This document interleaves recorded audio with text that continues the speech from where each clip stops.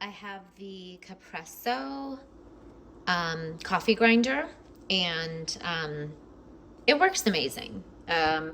I like to do fresh beans in our house, and that clearly requires a coffee grinder. And I found this one to be really easy and manageable to use. And I'm just going to show you how it works. So plug it in, put the beans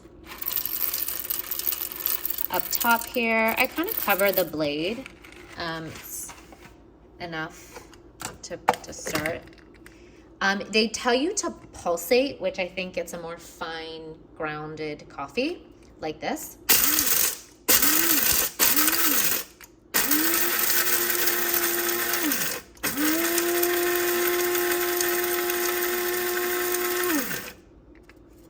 And then you lift the lid. There's the ground coffee, and I just pour it in this container, just like so. And there you have it. I've had this for quite some time, and it's worked well, held up. I use it very often, and it's amazing little tool.